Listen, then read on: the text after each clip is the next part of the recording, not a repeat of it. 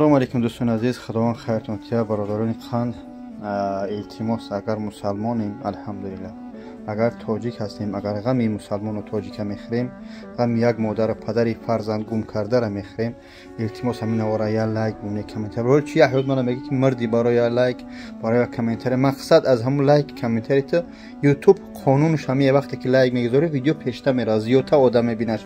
کامنتر میذاری هم خدای دیگه پیشته میگه. با اون خاطر ما خواهش میکنیم که در همین سو که ما نه رکلام میذارم، نه مقصد نمر میمونه، برای که نگه برای فایده خودش. همین برادرایی که میبینی دسته کسان گم شدگی این پدریاتش گام میزنن، التماس نوار پاک کنی. رحمت خدا برای دستگیریتون. السلام علیکم و رحمت الله. دوستان عزیز، برادر ما ایدیبک و جلال‌الدین مهرالدینویچ سال تولد 66، این سال 96 از تاجیکستان طرف روسیه اومده. از همینجا این برادران بی‌درشت، صورتاشون خین است، مقصد دیدنش شناختنش، اما به قدر امکان ما کوفته موندیم. التماس با نگید چو ای مختوی وقت نکفتن کوفتن البته، اما وقت بلاگیر مقام لقب تریو ماده نبود.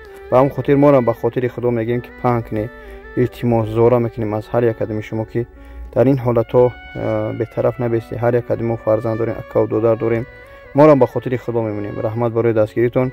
باوری دارم که انشالله ویدیو را پهن میکنی تا آخر تماشا کنید. چند نفر دیگه همچنین برادرای گمشده هستن. خداوند صبر جمیل بده به اهل بیتش، به خشت اوشون. رحمت خدا دیگرش تماشا کنید.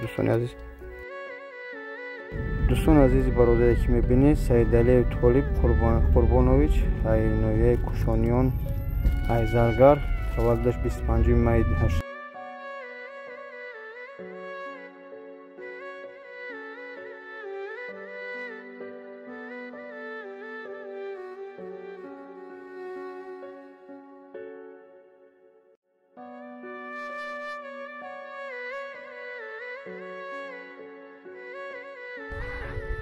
السلام علیکم برادران.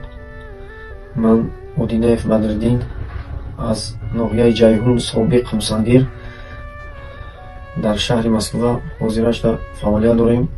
کار کردیم، مبصر بودیم، در یک سترویکا کار کردیم. من به همه شما مراجعت کردنیم که همین پسر بچه من ودینیف بلالدین بدردینویچ سال تولدش 2004 تخمینا 15 روز شد ناپدید شدگی. تمام اینجا را سراغ کردیم، تمام امنیت را پرتافتیم. در مسکو با همراهی ما کار میکرد. ناگهان یک روز ناپدید شد. همون روزی که معاشش میگرفت، اولیکش گرفت، همون روز ناپدید شد. من میخوام تلفنش زنگ میزنیم، تلفنش نیوزان نشدگی.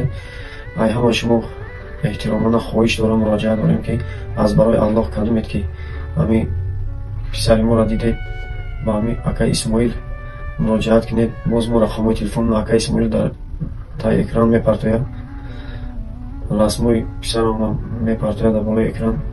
شما نظر کنید کلمت که دیدین همین پسر ما را مراجعت کنید. انشاءالله با همینجا هستیم، خدمتتون میکنیم. دعاتون دعا گویی.